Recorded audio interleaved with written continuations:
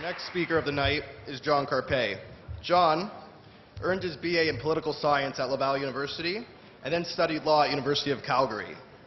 John served as the Alberta Director of the Canadian Taxpayer Federation. In 2010, John founded the JCCF, the Justice Centre for Constitutional Freedom, which is a non-profit legal organization based in Calgary that specializes in Canadian constitutional law. Time and time again, John Carpay is always involved with fighting the universities because that's where everything basically happens. For us at SSFS, it's great to have John around and JCCF because when I first contacted John, they were actually the first people to get on board with the Freedom Summit. And ever since then, it took off. So it is my pleasure to introduce John Carpay.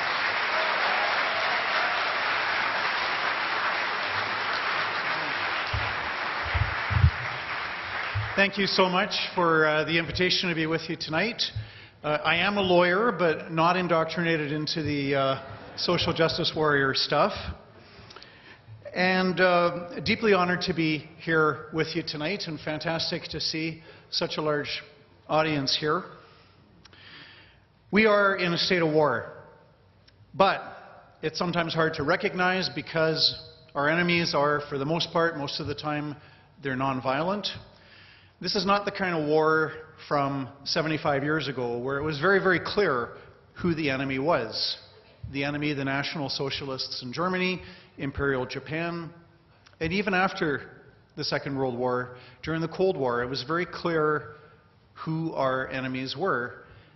The communist regimes in the Soviet Union and China, which ruthlessly suppressed all of the pillars and foundations of our free society. And I'm talking about freedom of expression, freedom of religion, freedom of conscience, freedom of association, freedom of peaceful assembly, the right to own and enjoy the fruit of your own labors, otherwise known as private property rights, the rule of law, all of these things ruthlessly suppressed. But it was a foreign enemy, and the war that we're in right now is very different, and it's hard to fight because the enemy is within and is hammering away at the foundations of the free society. Give an example here in Ontario, the Law Society of Upper Canada refusing to allow Trinity Western University in British Columbia the right to have a law program. While admitting, and the Law Society is very public about this and it's in the court documents, they admit very openly, freely, that there is nothing wrong academically with this law program. But the Law Society disagrees with the Trinity Western's Christian perspective on sexual morality. They can't stand the fact that there's a bunch of people there that have different religious views from the views of the Law Society. And the Law Society, their take on human sexuality is, you know, everything's fine as long as it's consensual, you go right ahead. Trinity Western says, well, no, there's a proper time and a place, and so sexual activity is only good within marriage covenant between a man and a woman. Both views are religious. You can't prove scientifically that one view is better than the other view. You know? Science is valuable, but science cannot take the place of philosophy. Science can tell you how to execute somebody, you know, what voltage of electricity or gallows or what methods, but science cannot tell you whether it's right or wrong to execute a convicted murderer. So you have these two views, the Law Society view and the Trinity Western views. They're both religious. The difference, though, between Trinity Western University and the Law Society is that Trinity Western University is tolerant and the Law Society is intolerant. Trinity Western University does not impose, does not coerce. Nobody is subjected to those rules unless they choose voluntarily to join that community, and that's what the Free Society is all about. The Law Society, in contrast, is a government body, and it's basically holding a gun to the university's head and saying, look, you're going to change your religious views and make them like ours, and if not, we're going to punish you by not allowing you to have a law program that we admit is perfectly legitimate from an academic and professional standpoint. And so the benchers, that is the elected lawyers that are the elected leaders of the law societies, the benchers are a bunch of bigots. And we've been in court in 3 provinces fighting them. Another, and I should mention, this is now before the Supreme Court. If the Supreme Court gets this wrong and does not rule in favor of freedom, it is only a matter of time before religious lawyers, be they Orthodox Jews or Catholics or evangelical Christians or Muslims, are effectively kicked out of the legal profession, because the logic is the same. The logic for refusing a law school to Trinity Western University because of its religious beliefs, the same logic would apply to say, well, you know, if you're a religious lawyer, if you've got these, you know, homophobic, hateful, bigoted type views, you're not allowed to be a lawyer. It's the same logic. Another pillar that's under vigorous and sustained assault every day is freedom of expression. And we saw this very recent example. Dr. Peterson was in Hamilton March 17th, and just a disgrace. The presentations disrupted by people chanting and screaming and beating drums, clanging cowbells.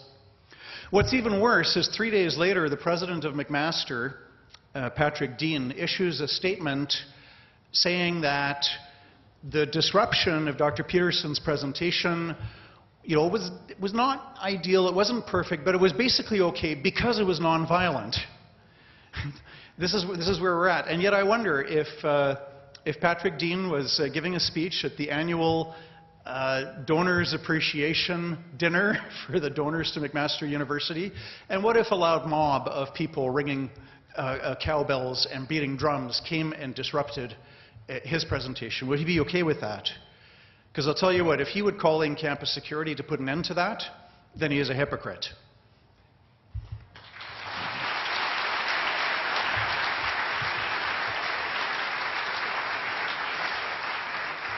Fortunately, we've got a lot of courageous and principled people who are fighting back.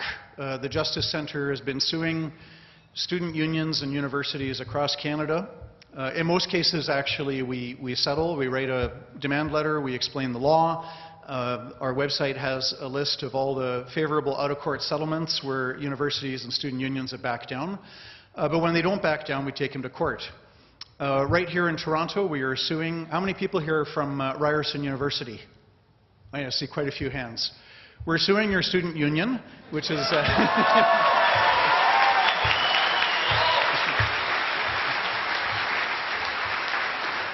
Now, please don't let that stop you from electing better reps to the executive. But we are suing your student union over the Men's Issues Awareness Club, which is a student group that is trying to raise awareness about the facts that men suffer from higher rates of homelessness, higher rates of suicide, higher rates of workplace injury, poorer academic performance, so on and so forth. And the social justice warriors in charge of the student union, they won't allow this on campus because it makes some people feel unsafe. Oh.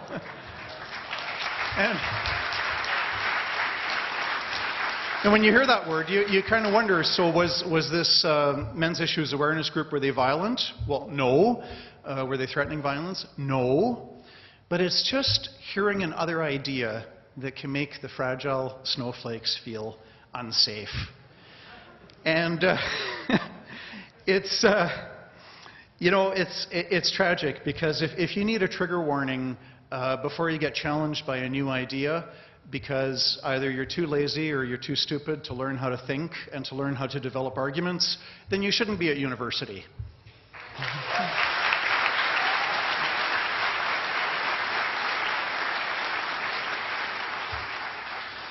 We're suing the University of Toronto Mississauga Student Union. Same scenario, campus pro-life club, and some people say it's offensive. So therefore, they're entitled to, you know, go through life and not see things and not hear things that they think is offensive. But it's always one direction. These people don't believe in the golden rule, do unto others as you would have them do unto you. Because if you were to suggest that maybe a social justice warrior should be silenced because what they're saying, I find very offensive, they would say, oh, no, of course not. Because, what they're saying is absolute truth, other than, the relativism that there is no truth, but don't go there. And so really it always boils down to, it's always the same thing, free speech for me, but not for thee. So lots of freedom of expression cases, lots of education work that needs to be done. A lot of Canadians will tell you, yes, I'm in favor of free speech as long as it's not offensive. Well, it doesn't work that way. That's like asking for dry water, cool sunshine, efficient government. It just doesn't work.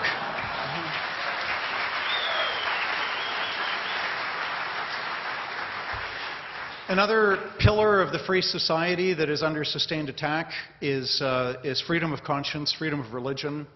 Totalitarian regimes hate freedom of conscience and religion because when you've got a religious organization or belief system, it is a competing authority. And people will not slavishly obey the regime when the regime is busy lying and stealing and killing. If you have a religious authority that says, no, that's wrong, and you have people who adhere to that, that's a very grave threat to any totalitarian regime. And so you see sustained aggressive attacks on freedom of religion across Canada. Currently, case in Alberta, local school board has ordered a Christian school to not read or study or teach any Bible verses that anybody might find offensive. Any religious text, whether it's the Torah, the Quran, the New Testament, any religious text is going to have at least some, maybe a lot of content that at least one person finds offensive. But if that's your standard of freedom of religion, that religious freedom is limited to teaching only things that nobody finds offensive, you have zero freedom of religion. So we're proud to be acting for this school and currently negotiating with the school board, and hopefully the right thing will happen without a need to go to court. So.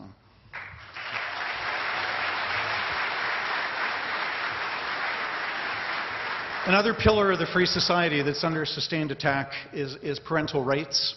We're suing the Hamilton Children's Aid Society in a very, very sad case. Their two young girls were placed in a very loving foster home. A couple there, Derek and Frances Bars, had the two little girls taken away from them because they refused to proactively tell the young girls in their care that the Easter Bunny is real. And the social worker said this was unacceptable, and the foster parents said, look, we're going to do a chocolate Easter egg hunt, we'll buy them dresses at Easter, but we're not going to proactively tell the girls that the Easter Bunny is real because that's contrary to our religious faith, because we view that as lying to the kids. So we're not willing to do that, but we are willing to, otherwise facilitate Easter. Hamilton Children's Aid Society shut down the foster home and removed the girls who had been there only 2.5 months. There's your social justice warriors and their compassion. So we have to realize that we're in a state of war. And so the question is, how do we fight back? I'll mention 5 points. First, realize that we're in a state of war. It's a war of ideas. We are fighting against relativism and materialism, hedonism, postmodernism, neo-Marxism. And our success or failure in this war of ideas is going to determine what kind of a future that we have. So that's the first thing. Realize that the garden party, we're not in a garden party. It's a real war that's on. Second point, be willing to fight and ask yourself, what kind of a society do you want to be living in 5 years from now, or 10 years from now, or 50 years from now? I, for one, will say it's better to die standing than to live on your knees.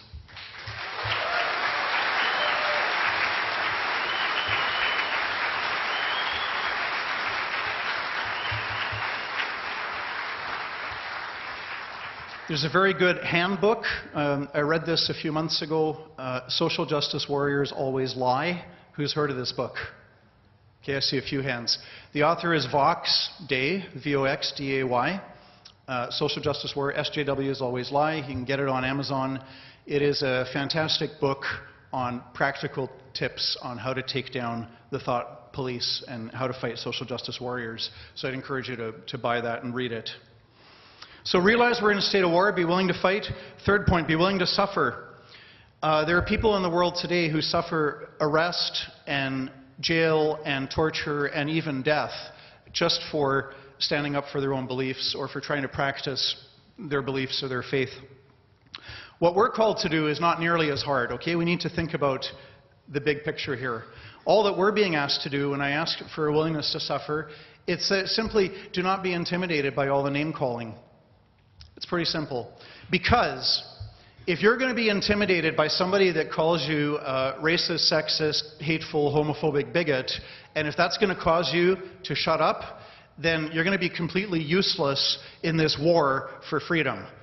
So be willing to suffer the name calling and do not be intimidated by that.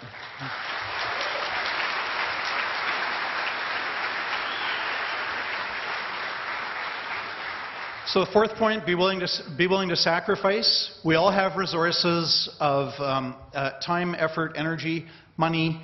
We all have those resources. And so use those resources in the struggle for freedom. I know many of you here tonight are students. You're not loaded. I was not loaded when I was a student.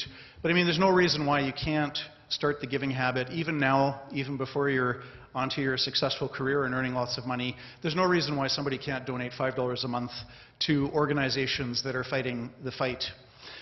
There's an article on C2C Journal back early 2016, and it's funding the ideals on which Western civilization depends.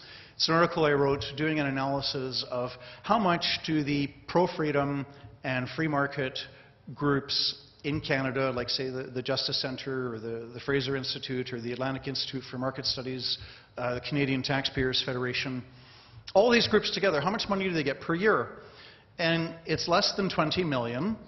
Now 20 million might sound like a lot, but when you consider just the budget of the CBC alone, which is a big propaganda machine for the other side, it's peanuts. And so we all need to be generous in supporting the organizations that are fighting these battles. Fifth and final point in how to fight back, remember that we're in this for the long haul. It took us 6 years to defeat the National Socialists in Germany, and it took us another 45 years after that thanks to Ronald Reagan, Margaret Thatcher, Pope John Paul II. It took another 45 years after that to defeat communism in the Soviet Union. So William Wilberforce, another example. William Wilberforce was a Christian member of Parliament who he and others fought very hard. They fought for 50 years. They fought to abolish first the slave trade and then the institution of slavery itself. 25 years of activism and speeches and pamphlets and publications and lobbying, blood, sweat and tears, lots of hard work. 25 years of activism to persuade Parliament to abolish the slave trade, which the British Parliament did in 1807. After that, another 25 years more of non-stop activism to get the empire to abolish slavery itself. 50 years. So we're not going to be defeating the social justice warriors in the next few days or weeks or months or even years. Be prepared to fight hard in the long haul, and remember that in the end, goodness triumphs over evil, justice wins out over injustice, freedom triumphs over tyranny, and ultimately truth triumphs over lies. So persevere, be ready to fight in the long haul, and remember that quitters never win, and winners never